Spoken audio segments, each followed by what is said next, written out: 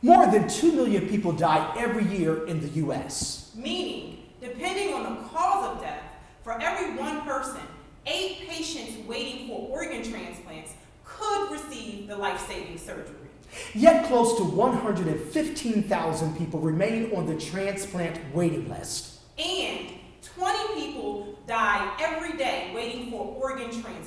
Today, along with a panel of experts and our studio audience, we discuss the need, diagnose the hesitation, and debunk the myths associated with being an organ donor. And this is Like It Is. What we see around us, we don't believe that because we want to buy into standards. We have to prove that we're good fathers. When, as far as the mothers, it's just assumed. So I'll wait on the check. I'll keep my self-respect first. I'm a black man trying to save a black man, and I noticed as I looked around the whole room, there's no one helping me. The reality is, if it affects you, it affects me. Welcome back. Last year, more than 50,000 people died from gun violence, and another 80,000 died from influenza. So why aren't there enough organs to lessen the number of people on the transplant waiting list? Here to discuss this with our audience is Winoka Wendy Wilkes. She is an organ donor transplant recipient. The Gift of Life Donor Program, Ambassador Donor Mother Markita Lewis, and Jim Melwert, a living donor. Thank you for being a part of this conversation. Jim, let's start with you. How did you become an organ donor? My aunt, my mom's sister, had what's known as polycystic kidney disease.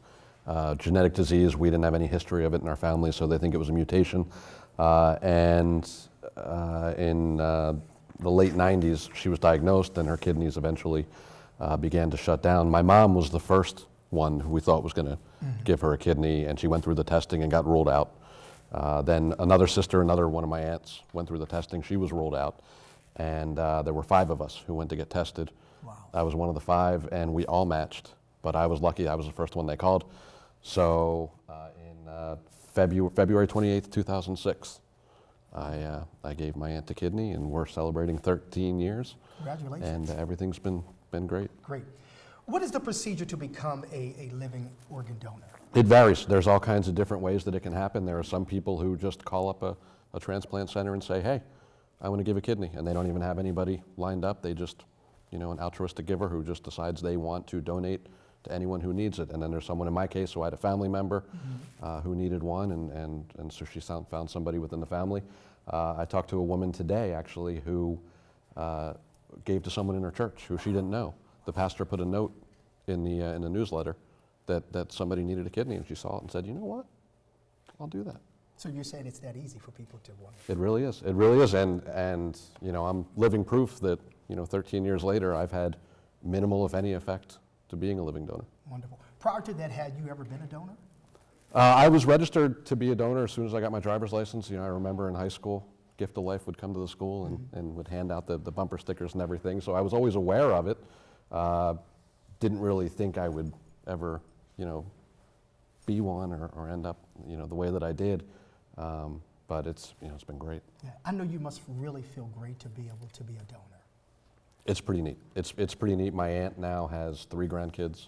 She's retired with her husband. They've traveled everywhere from New Zealand, Australia, all over. So thank you for sharing. We really appreciate that. Wendy, you've been on both sides of the painstaking ordeal. First, one of your family members who needed a kidney transplant. Then 17 years later, you found yourself in need of a living, saving kidney transplant. I've always known that I'd eventually need a kidney transplant. I had lupus, and lupus is the worst. Right. It affects your entire body. Sure.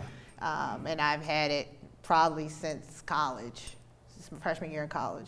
And I always knew in the back of my mind that my sister was going to help a sister out. So when it came time for, unlike my family member, my progress was slower. Like, mine was a build-up before I knew. I eventually knew. It wasn't sudden. And she got tested, and she was a perfect match, but she was a little bit heavy, so they wanted her to lose weight. So we took that time, and she went to the gym, and she took care of herself, and she, you know, did as the doctors asked. I hung out, went to the beach, and let my creatinine get higher and higher, you know. Right.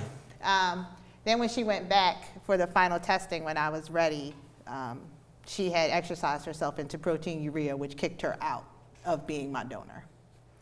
So she was more upset about it than I was, because I figured God got me this far, I'd be all right.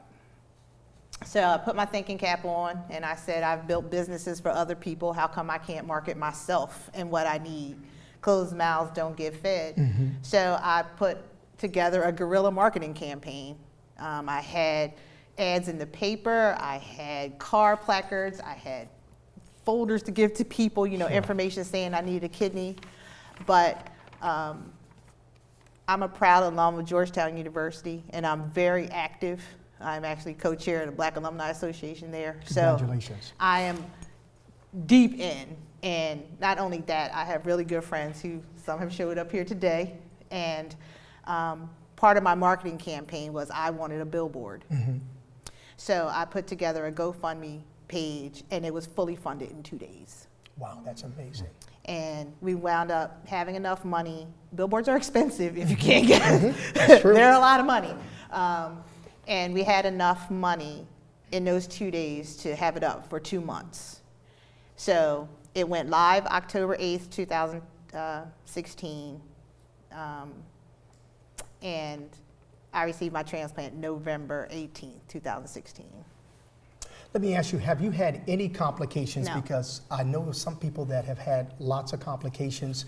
They take a lot of medications to keep themselves stabilized. How is it in your case and situation? Every transplant recipient takes medications. But no, I haven't. The only complications I have is how to figure out how to live this fantastic life for as long as I can. That's the only complication I've had. Got you. Thank you so much for sharing. Markita Lewis, you are a donor mother. Would you explain what that means and share your testimony about how you have become an ambassador for the Gift of Life donor program? Well, in May 2014, my 13-year-old son, Marquise Wood, had an asthma attack and went into cardiac arrest. And he was pronounced brain dead, which is one of the only ways you can become an organ donor, is to be pronounced brain dead in a hospital on a ventilator.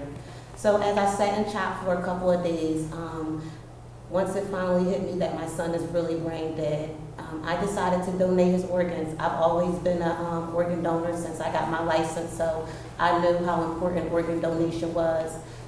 So I got in touch with the nurses at CHOP, who got in touch with the beautiful people at the Gift of Life, and we discussed what I wanted to donate. And in doing so, my son was able to save 3 lives. There's a young man walking around with his heart, who's doing everything he should be doing as a young man. He's a freshman in high school. There's a young man that has his left kidney, and the other young man has his right kidney and his liver. So they're all 3 young men that are doing everything that they should be doing. There's not 4 grieving moms, and I'm so strong that I'm okay with that. And knowing that my son saved 3 little boys really, really keeps me smiling. And that's why I am an ambassador for the Gift of Life. I know how important it is, and how important it is for organ donation and how it saves lives. It just does, and so I will not stop until everybody is an organ donor. Amazing. Yes, absolutely. Why aren't more people checking the box to organ donors? Well, I found out since I've been talking to the community for the last 4.5 years, is that we're just believing myths, and we really have to stop believing myths. They think that the ambulance people aren't going to save you. I mean, I've been in the ambulance 5 times. Right. I've been saved. They should worry about their insurance, not worry about who's going to save you. Okay. These people, you know, they have loans, they're paying off student loans, they go to school for a long time, they want to save you. And once people educate themselves and understand that the only way you can become an organ donor is to pass away in a hospital under the ventilator. So if they don't save you on your street or on your block, you're not going to be qualified for an organ donor, to become an organ donor. Now, if they can get you to the hospital within an hour, you may qualify to be a tissue donor or eye donor. But as far as your organs, you have to be in a hospital on a ventilator, pronounced brain dead. That means your brain is not working, but everything else is. So people just have to get educated and stop believing myths. Once you get educated and understand organ donation, you'll check yes. Yeah. Are people's organs stolen? Yeah, I've never heard of such a case. Wow. So maybe in other countries there may be, but I've never heard of anything. And those are some of the myths that we have to get out of the community. You know, people need to get educated and stop believing something that you heard or seen on TV. This is real life stuff going on. People are dying every day because they need organs. And here, you know, a community is believing that somebody's going to open me up and steal my organs, or somebody's not going to save me. No, we have to stop. We have to get educated about organ donation.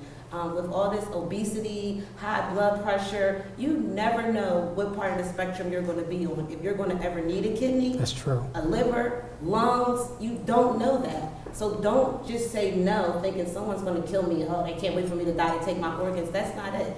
That's not the reason. The reason is we're attacking this because our community is suffering from a lot of overweightness, high blood pressure, you know, eating bad food, and it's affecting our body.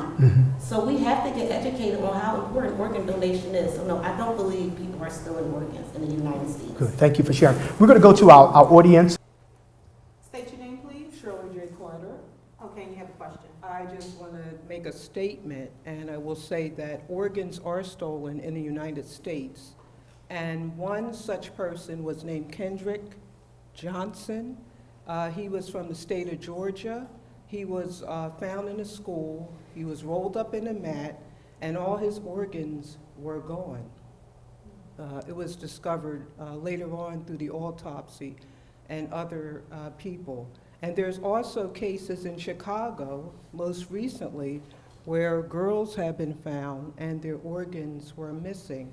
So in the United States and also in other countries, organs are stolen on a daily basis. And some of them are not declared brain dead. Some of the operations are performed live, and their organs are sold. And this is going on a widespread condition all over the world. And you can do the research, you can Google it, and you can do the research on Kendrick Johnson in Georgia, and also it's a worldwide business for organ harvesting.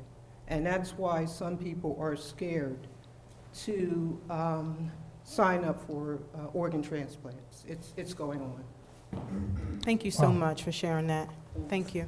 Can I address that for Sure. a second? I am very familiar with the case she was talking about, Kendrick Johnson. We were actually talking about that in the green room. Right. When you asked if organs are stolen in the United States, the answer is kinda.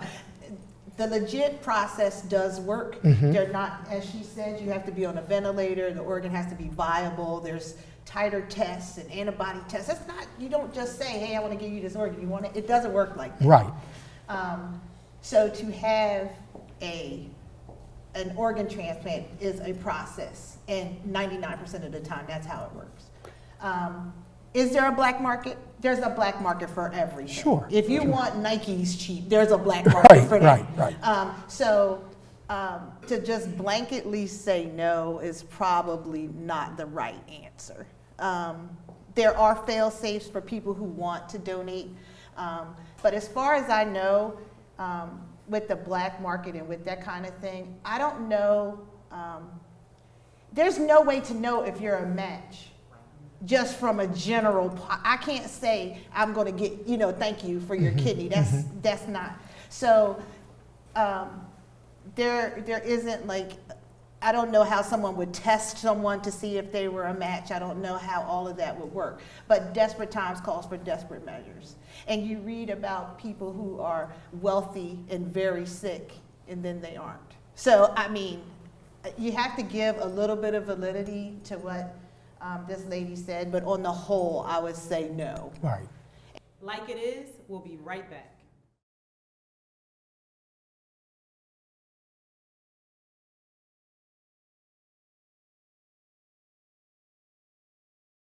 We're back. And we have a question from the audience. Yes. What's your name? Karen Afikwu. I have a comment and a question, actually. Sometimes there are things that happen in life that you think you know how you're going to react, such as with organ donation. A lot of people feel squeamish and funny about it, and they think, like, you know, they don't want to do it. But I think a lot of people, if you really seriously think about it, if you're in the situation where you need an organ to extend your life, you're going to want to receive it. So flip it around and just consider if, you know, you would feel sympathetic maybe to somebody else in that situation who could use a family member's organ or something like that. Now, that happened to me when I was power of attorney for my mom, and she passed from cancer. And I had actually asked them, and I said, you know, I was thinking, is there something good that could come out of this? And I wanted something positive to come out of it. So I'd asked them about organ donation, and they said no, they couldn't, which kind of made me think of another question. How about for people that smoke? Are they able to donate? Like I said, it's all about what the doctors can have. I know now they can even transplant between HIV and HIV.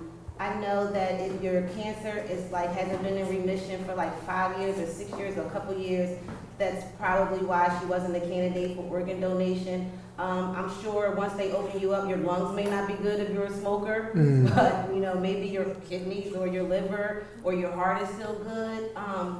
So yeah, I mean, that's pretty much how it works. Once you consent to donation, the doctors normally make a decision on, you know, what can be transplanted. Like I said, I gave him a whole list of things. My son's lungs weren't able to be transplanted, which I figured that because he had an asthma attack and his lungs, and he's suffered from asthma his whole 13 years.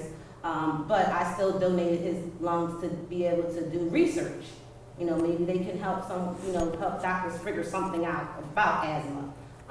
So yeah, that's pretty much how it works when it really doesn't matter if you're a smoker. You know, if your lungs are still good and they're able to be transplanted, they'll transplant them. Right. And as a recipient, there are 3 tiers when you're on a list.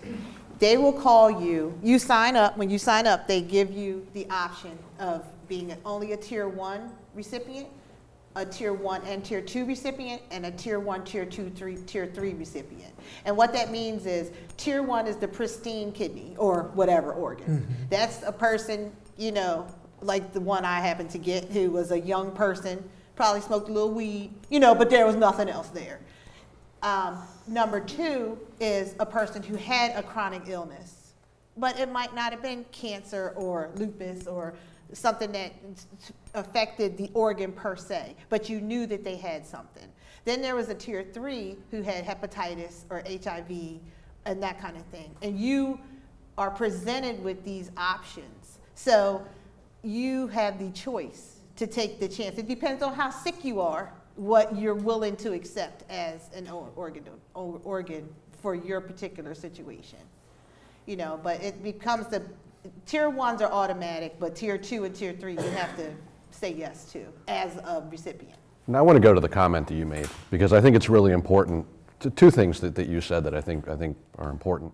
One is, ask yourself, would you be willing to accept an organ if you needed one? If your life was threatened, would you be willing to accept an organ? And if you say yes, then you should probably consider being a donor. But the other thing you said, and Markita, I mean, if anyone can vouch for this, something positive about something so horrible. And to be able to, again, going back to hearing your loved one's heartbeat in someone else's chest, to save someone's life, to donate tissue, to donate a cornea, help someone see again, to be able to have your loved one pass that gift on can be so cathartic in such a horrible situation. So just 2 things that I wanted to hit on there. We had our highest gift of life, had their highest donors because of the opioid, because of a lot of overdoses. So a lot of those families, you know, they lost their loved one over overdose, and they want something to come out. So a lot of them donated. We had, you know, a lot of donations last year came from them. You know, people have to have some comfort. If I did not have this comfort, I don't know where I would be. I mean, I had to bury my 13-year-old. I have 2 other children. They both know I don't like them. I love my son to death. Like, he was the only one who would, I also have lupus, so he was the only one who always took care of me, you know, so I knew something good had to come out of this.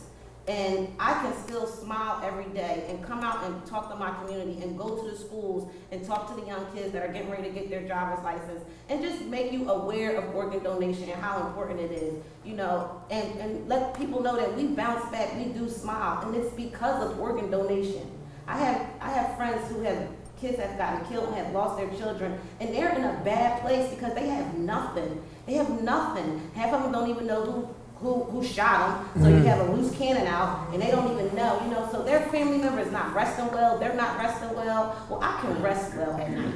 I can keep smiling when I wake up in the morning because I know my son is a hero, and he always wanted to be an internet sensation, so it's my job to make him an internet sensation. So when you Google Markita Lewis and you Google Marquise Wood, you're going to see everything I've done in the last 4 years to try to let people know how important it is.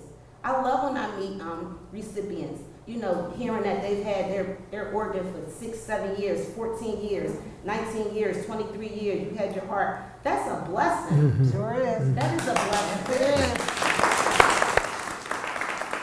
We have another audience comment. Your name, please? Manera Higgs. My question is, I know that, are they looking for young people to donate organs, or are older people expected? Like, I'm not an organ donor, but I'm older. So would I be a person to give my organ? Or are they looking for younger people to give organs because they'll last longer? Well, in general, there's no age limit. There's no age limit on when you can donate. The oldest deceased donor was, that I'm aware of, was 88, and they were able to save their liver because the liver lives a long time. So it would just depend. If you were a registered donor, they would, once they contact your family and let them know you are a registered donor and you do qualify to be one, like you passed away on a ventilator, the doctor, the family would check to see what they want to donate. And the doctor will see what you can donate. You know, it's possible that something can be saved. So it doesn't matter how old you are. The youngest living donor is about a couple of days. You know, her heart valves can be saved and put into another young child. So donation does not have an age. But when you are a candidate, like if you need a liver or you need a kidney, and you're a younger person, they do try to match you with a younger person as opposed to an older person, like as far as your kidney. But like I said, the liver lives a long time. So if you're 88 years old and your liver is still good and possible for donation, they will donate it. Okay, thank you. Thank you for sharing. Thank you, Manera. Any other audience questions? From my understanding, the organ does not come out of the donor until the recipient is on the table ready to go. The organ is viable for 18 or 20 hours.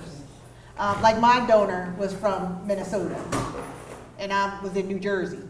So they had to actually fly the organ to get to me. And there's a window of time where the organ is viable on ice. Yes, each organ has their own window of time. Like the heart needs to be done like as soon as possible. The kidney and the liver, they can go a couple more hours, where sometimes they're like transplanted from Philadelphia all the way to, like she said, Florida. My son's liver and kidney recipient, I just found out, was in Baltimore. So his little body flew from Philadelphia, you know, to Baltimore. So each organ has their own time on how long they have to be able to transplant. What is your name? Nana Cawthorn. And you have a comment? Yeah, I just wanted to say a little something about organ donors. I used to be against it until I actually was put in that situation. My son was killed, and he was brain dead, as you were saying. That's the only time they could take your organs. I wound up donating 4 of his organs, which was his heart, his kidney, left kidney, right kidney, heart, and liver. I'm glad that I've done that because I was able to save 4 people's lives. Wow. And I still communicate with 2 of them from this day on. And you know, we talk. actually the heart recipient on my birthday. Actually, I'm going to meet with them, and this will be the first time. So I really think organ donor is very important because it does help save lives. And I want to say thank you. Awesome. Thank you.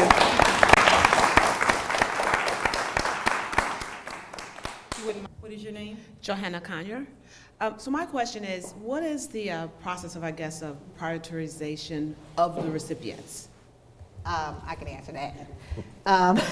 The prioritization of an organ recipient, there are a lot of factors that go into it, and one of them is not necessarily age. I want to start with that. Okay. You can be, a lot of people ask, why don't older people, are older people? Yes. It depends on how physically fit that they are, how sick you are. There's like a whole bunch of things, and the most important thing are your antibodies. Like, I have a really weird genetic makeup, so I was prioritized a little bit higher, and I was really sick. I took it way to the end, to the edge. So there are a lot of factors that go into it, but the one thing I want to just make sure everybody knows is that age is not, there have been organ recipients who've been in their 80s. Wow. So it doesn't, your age doesn't necessarily matter. And you would also be surprised how many people, there's something that you touched on earlier, who are on, who you say, put yourself in that position. I actually had a conversation with a lady the other night, and her motto was, she told her family, bury me with everything I have, and don't bury me with anything that I didn't have before. So she, A, doesn't want to be a donor, and B, doesn't want to receive an organ. I think she changed her mind after our conversation. Wow. Because she was all about her. And I asked her one question. I said, what if your son needed a kidney? And as a mom, you could care less about you, but it's all about your children. So I said, if you would allow your son to be saved, regardless of how you feel, then you should really change your mind about that. So it's an interesting thing. As an organ donor, are you informed as to where you are on the waiting list? You mean as an organ recipient? As a recipient, I'm sorry, yes. Not necessarily. I wasn't. They never said, oh, you're number one, you're number two. But I was pretty sick, so, and I had gotten a call prior to the actual one that I received. And they called and said I was third in line for that one, so that was a no, because you figured the first person not going to say no, and then the second person definitely ain't going to say no. Right. But when they called again, it was me. So it didn't take too long after the first call. But it depends on a lot of things. Again, my antibodies were crazy. I was very ill, but I was physically okay. Like, I was sick, like my kidneys were sick, but my body could handle that surgery. And sometimes you get kicked off. Like, I was kicked off. Uncle Mookie had to get off the list for a second. I had to get off the list for a second, but that happens. But no, they don't tell you. Yes, I don't think like legally they can tell you, because if I knew that she was like next on the list and I was under her, like, maybe I might just trip her or something. So I think that would be like why they don't tell you, but I do, from understanding, they do call 3 people once they have their liver, they have a liver, and they have 3 matches. They do call 3 people, and I guess it just depends. The first person, like she said, the first person, it may be someone that had hepatitis A, or hepatitis B, and that first person may say, no, I don't want it, and then the second person may come and say, they may be like have a cold or something, so they may not be the one that can get it, and then the third person. So I am aware that they do call 3 people. Right. But no, they do not tell you where you're at on the waiting list. Wow. We're going to be right back.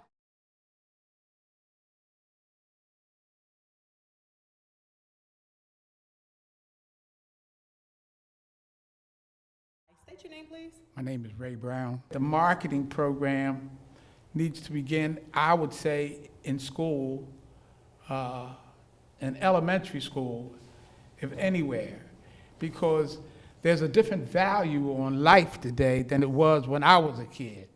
So I think that by promoting the kinds of things in life that people value, is a good place to begin, or at least strengthen the marketing for organ donation. Thank you. Thank you. Thank you for sharing. In New Jersey, their schools, they have driver's ed, so it's mandatory that they get the gift, organ donation is discussed in New Jersey's high schools. I am now working with the Gift of Life because that is something that I want to make mandatory in all our Philadelphia schools. Even though we don't have driver's ed, they still have health, and it's still something that it should be talked about, because that is the first thing they ask you when you go get your driver's license or your ID. That's correct. And if you don't know about it, you're going to say no. If you don't know how to jump rope, you're not going out there jumping rope challenging nobody. That's correct. So my goal is to help the Gift of Life get something passed, get into these schools to educate the 11th and 12th graders about how important organ donation is. You know, I only knew about it because I grew up in New Jersey and I went to high school in New Jersey and I had to take driver's ed. So I understood about it. My friends and them had none of that. A lot of them didn't even know about organ donation until I told them I donated Marquise organs, and since I've been involved and I've talked to every single one of them. Organ donation doesn't have a religion. The same way you pick your religion is the same way you can pick if you want to become an organ donor. So I have family members and friends that are Muslim who have their little heart on their driver's license because of my son Marquise and because they understand it now how organ donation works. So best believe in the next year or two, I will be in every high school and I will talk to these children about how important it is. And I'm not there to bully, I'm there to educate. Educate you on what it's about, how important it is, and then you make your final decision. I could sleep well knowing that I came in that classroom and I educated and I talked to everybody in there. You know, it's your decision on what you want to do. I just want everybody to be educated about it and get these myths out their head and understand that the way life is going nowadays, you never know if you're going to be on my side where you have to donate a family member's organ, or if you're going to be on the other side where you're going to need one, or you're going to be on that side where you're so dope that you're going to give someone one of your kidneys while you're alive, because I think that's so dope to be able to do that for a family member, or a lot of people do it for people they don't even know. I've heard stories about people who have done it they just opened up and seen somebody needed it and they just went and did it. A living donor, I think, is so dope. I just love them all for their courage of doing that, because you know they can still have complications. There's one gentleman that I do iHeartRadio with him, and he gave his mom a kidney. 10 years later, he needed a kidney, and he's doing excellent. You know, so you never know where you're going to be at on this whole organ donation thing. And that does put you higher It does. priority. So If it does. If you give a kidney, that is you one ever, thing that will put you straight to the top of the If list. you give a kidney and then, so say I needed a kidney at some point. There's no plan. If I ever needed a kidney, I'd go straight to the top of the list because I. But I agree with you. It does need to be taught. It does need to be taught in all the high schools. I mean, this is something that they're asking you every time you go get your driver's license and renew it. It's being asked, and if you don't know about it, you're going to say no. Yeah, well, I would rather you be educated and then your no be because, okay, I've heard everything, but I ain't with it. You know, instead of it just being no because it's like a foreign taboo and automatically you think nobody gonna save me, or they want my organ today before I leave a driver's license, please. Your name, please? Tyrone Thomas. And you have a comment? Yes. You said if you need a kidney, you go to the top of the list? That's that what I just heard? Because I gave one. If you give one. That's not true. My brother needed a kidney. May he rest in peace. He lived for 8 years needing a kidney. He didn't receive it. Did he donate a kidney though? That's what we're saying. That's what we're saying. He was diabetic. His kidneys were shot. Right. So he needed, and they didn't give it to him. So you don't go right to the top of the list. That's not what we were saying. No, what I'm saying, because I donated a kidney. Because I donated a kidney. Right. If you're a living donor. If I had a kidney issue, then, and when we say go to the top of the list, you know, we explain that the top of the list doesn't mean that you go right to the top. And you need one. Right. Then I get priority. This is what we're saying about. This is exactly what we're saying. People are dying every day. 7 years waiting for kidneys. And look, we're never going to. They're dying because we don't want to get educated on how important it is. And even as a person that's needing one, A lot of times you don't want to tell your family, you're scared, you're waiting to the last minute, you're not advocating for yourself. Right. So, this is why I attack our African American community, Right. because we're dying waiting for kidneys. We're never going to get that kidney list down unless people are willing to step up. Healthy people are willing to step up and be living donors. And there's a complication for everything. Complications, for any kind of major surgery like that. But I did Ironman, which is 2.4 mile swim, 112 mile bike, 26.2 mile run. After I gave the kidney, I swam across the Chesapeake, 4.5 mile swim across the Chesapeake. So, people, you can donate an organ and live a very happy, successful way. So, but I'm sorry about your brother. Sorry to hear about that. Thank you so much for sharing. I have a question. I'm not sure of the answer, and that's why I'm asking. But does anybody know, are there any celebrities that endorse organ donation? I have a couple friends who are celebrities. Alonzo Mourning has a kidney transplant. They're all athletes for some reason. And he's a Hoya, that's why I know that. Maybe what we need is Ariana Grande, Jay-Z, come on, anybody for it? A lot of the celebrities go with the Kidney Foundation. Like I know one of our own local celebrities, Freeway. That was the other day, yeah. He actually had just received his gift, his kidney, after being on the transplant list for so many years. And I know that he works with the Kidney Foundation. We don't need celebrities. No, I was going to say that. It's regular people. You have donor families and you have people that have received the gift of life. We are the celebrities. We are the face. We are the people I agree. that The should donor be families speaking are the about celebrities. organ donation, and this is one of the reasons why I will not stop until everybody, when I talk to someone, they're not saying to me, they're not going to save me, and I will not stop talking about it. And I've had a beautiful experience. I mean, I kind of thought once they received their organ, they were never going to talk to me again. Well, they haven't stopped talking to me. They call you a week afterwards to make sure you're all right. Your first year, they call you on any holidays of that first year, reach out to you to make sure you're all right. Wow. They offer counseling over and over. I can go to counseling until I'm blue in the face, whatever, and this is one of the reasons why I do a lot of volunteering with the Gift of Life. It's a second home, because a lot of my friends, after I close that casket, you don't hear from them anymore. But the people that I thought I never would hear from again are always on my side and always have my back, and I appreciate the fact that they always let me talk about my son. Amazing. Clap on that. Hi, what is your name? Hi, my name is Wesleyan Green. I'm listening to everyone on the panel talk, but I'm on the other side of the scene. I work in a hospital. I work in the OR. I work for a harvest team. We harvest the organs. We harvest the organs from a lot of heroin addicts that overdose. We do take the liver, we take the tissue, we take the eyes, we take everything. We take it and it's preserved. The organs are preserved. And then you have the doctors that come in from all over. We fly some of the organs out, we give them to the local hospitals. But on the other end of the stick, it's not as pretty. Donating organs is great, but I'm the one who sits there and I work with the doctors and we take those organs out. And the person is treated maybe like a car in the junkyard. They take all the organs out, the body's left there. There's no respect for that body that donates that organs. I've been in more than 25 harvests. This is what I do. That body's left there. There's been times that the body's left there, cavities wide open, organs are gone. Doctors are gone. They got the organs that they needed for the people. If they can't find an organ donor or an organ recipient, they'll get on the phone. Hey, I got a liver. What do you need it? Yeah, it's this, it's a match. They take the organs there. We take them to pathology. They take the test, and then they run it to see the blood type, all the different enzymes, all the different things that need to be done, and then they run it through. Hey, I got a liver. Hey, I got a kidney. Hey, I got this. And if you want it, it's a match, we pack it up, we fly it out. So that donor is not always treated with respect. The body's left there. Everybody got what they wanted, sort of like a car. You need a radiator, got your radiator, but the car still stays there.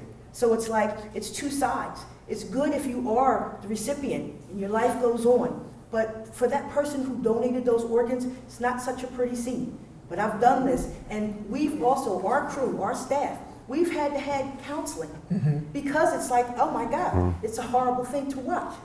So I have a problem because I'm in healthcare. Sure. I want to donate, but I see what happens to the body. I don't want my body just left there. You know what? My son, the one that's right there, and when he was 8 years old, he was in a coma for 42 days.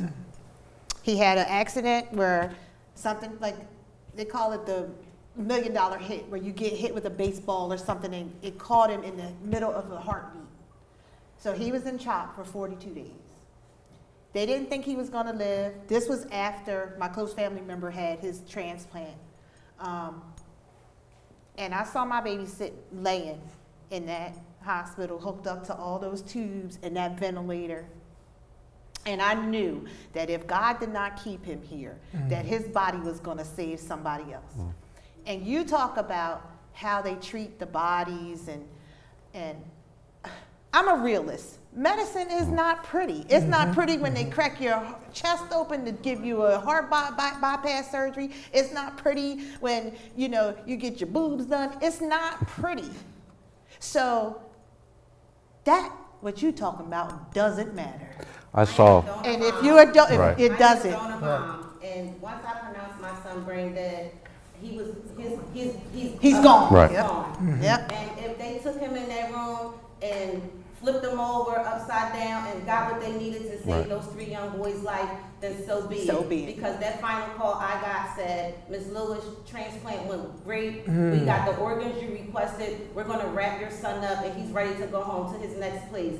That's what matters to me. I think that if you're in a field like that and that's the way you feel, I Then you think should that get you out. should not be in that Exactly. field. Exactly. As I- a donor mom, Yeah. I'm telling you that I feel like that when I pronounce my son brain dead, his body and his spirit is up with the Lord. Whatever they needed to do in that operating room, they needed to do. They needed to cut him open, flip him open, whatever they needed to do to get that heart, those kidneys, and that liver to save a life. That's the only thing that mattered to me, was that 3 young men were going to be doing everything they should be doing because I said yes to organ donation. My sister was killed in a car accident. My sister was killed in a car accident. I saw her dead body. Death is ugly. I mean, it just inherently is not pretty. And they couldn't take her organs because the crash was too catastrophic.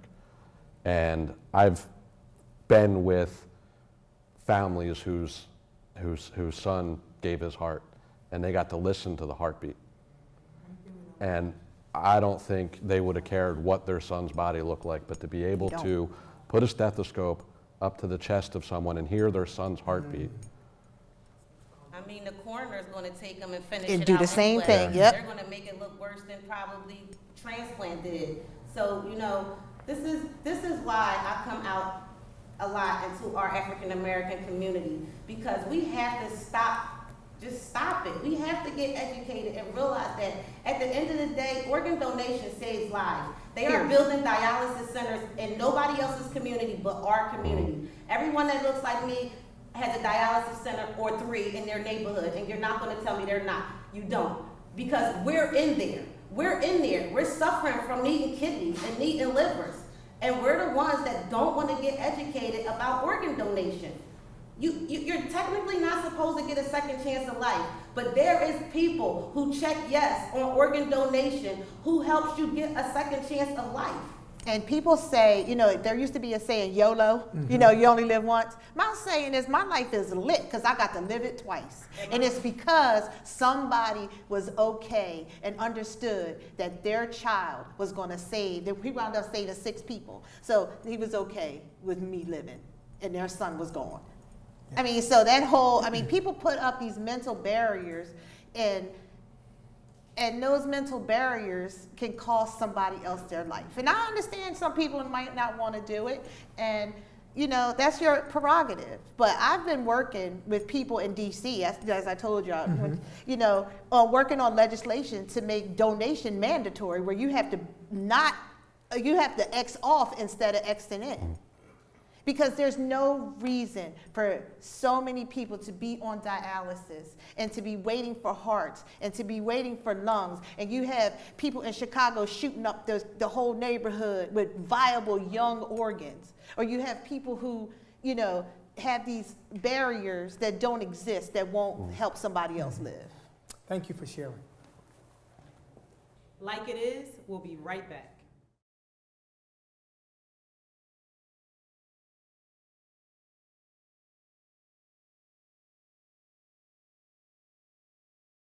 We're back, and we have a question for the panel.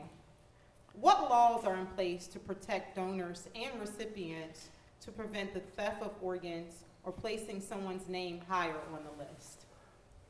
I don't know specifically about laws, but I think one point that needs to be made, the organ procurement agencies like in our region, Gift of Life and Donate Life across the country, do such a fantastic job of coordinating. And we touched on it earlier, that there's so much that goes into getting an organ to be able to go into a body. So you're not going to see much of stealing an organ because the system works so well for people to get the organs that they need. Now, obviously, you can't protect against anything. I mean, we have laws against all kinds of things that get broken every day, and you can't prove a negative, so we can't sit up here and say that organs don't get stolen. But the fact that places like Gift of Life do such a good job at getting the organs from the hospitals to the patients who need them, I think that significantly cuts down on anything along those lines. And there are rules against paying for organs. Like, you know, if you're a billionaire, you can't just say, you know, well, I'm going to write this check and I expect a kidney. Now, does that happen? Again, I mean, laws get broken all the time, but you know, again, the system that's in place, to my knowledge, seems to work very well. And I think a lot of that is the organization that we see now because between these organ procurement agencies like Gift of Life. Thank you. What initiatives are being taken to encourage more people to become an organ donor?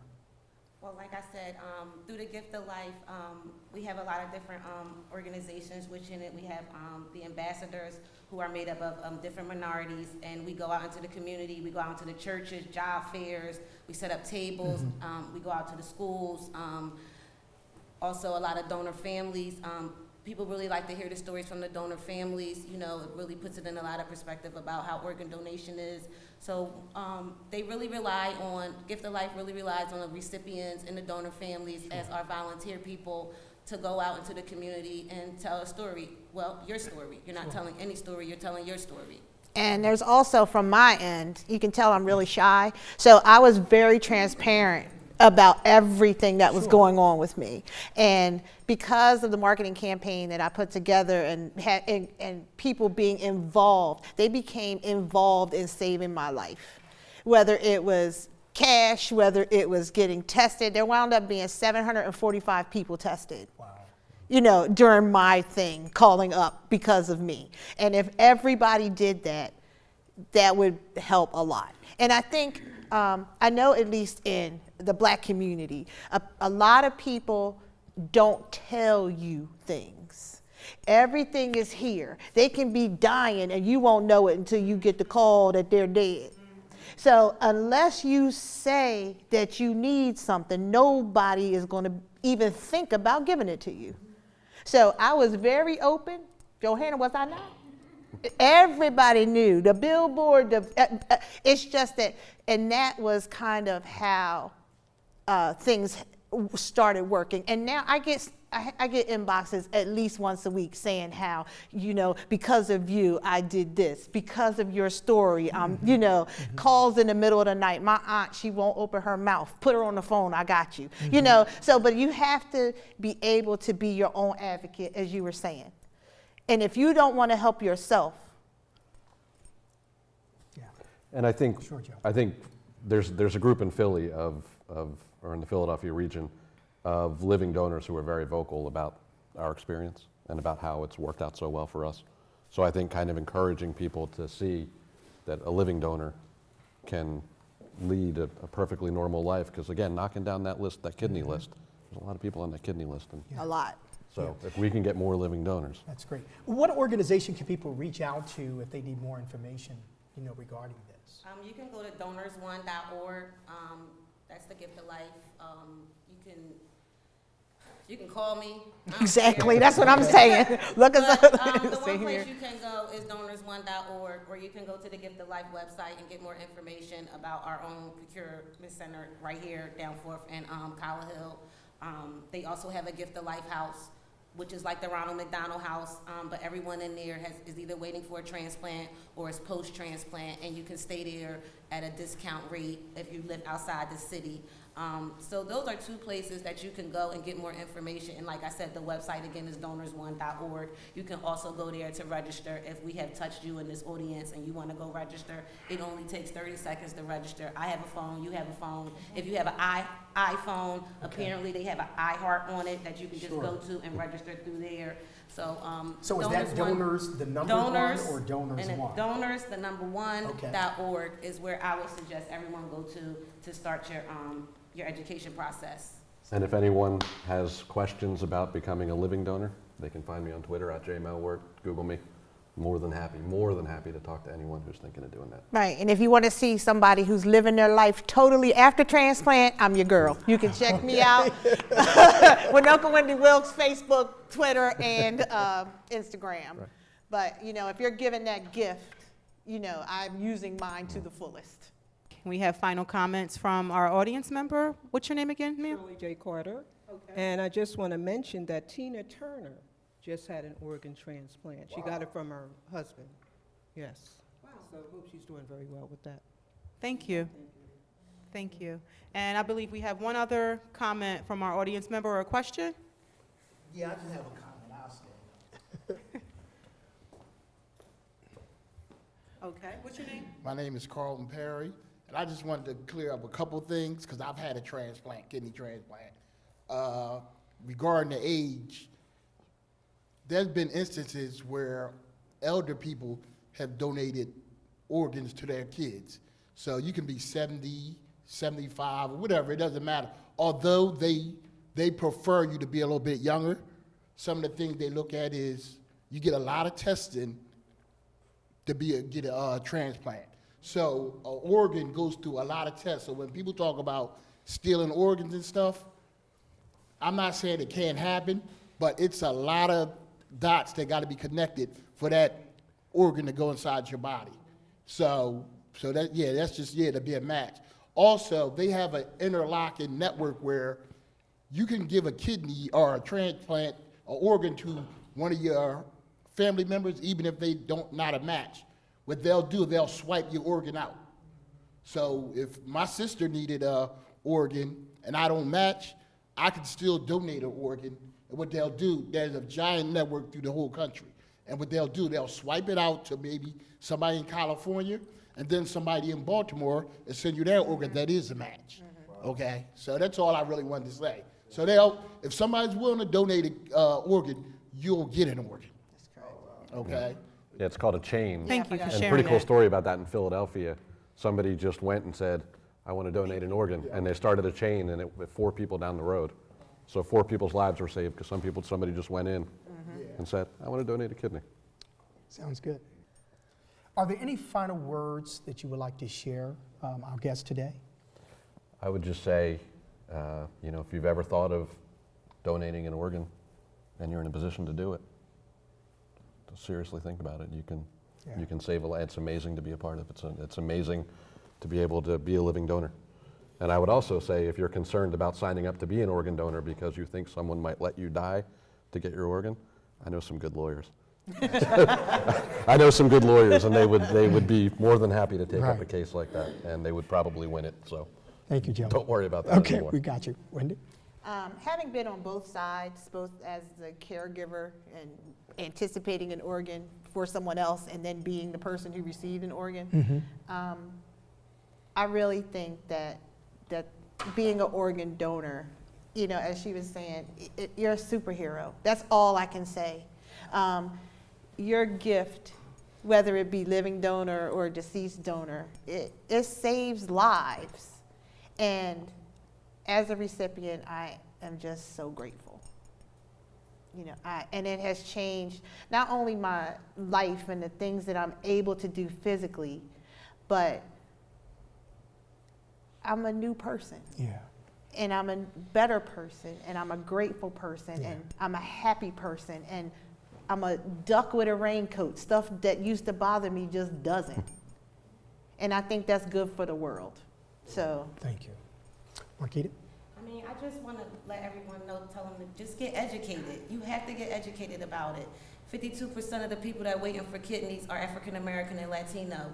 That's horrible. It shouldn't be like that. And we're the ones that don't want to get educated with it. Like I said, they're building more dialysis centers in our community than they're putting up basketball courts for our kids to have somewhere to play.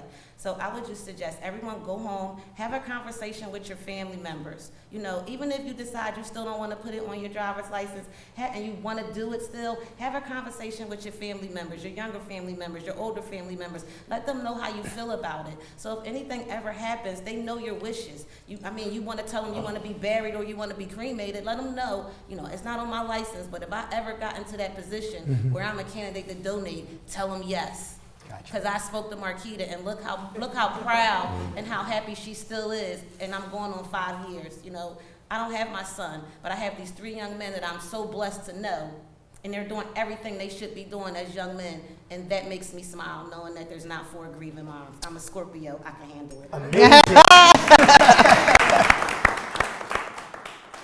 Well, that's the end of another informative show, and we would like to thank our guest, Miss Winoka Wendy Wilkes, Jim Melwert, and of course the Gift of Life Program Ambassador Donor Mother Markita Lewis. Thank you. The website for the Gift of Life Donor Program and any other information shared on the show can be found on the Like It Is Facebook page.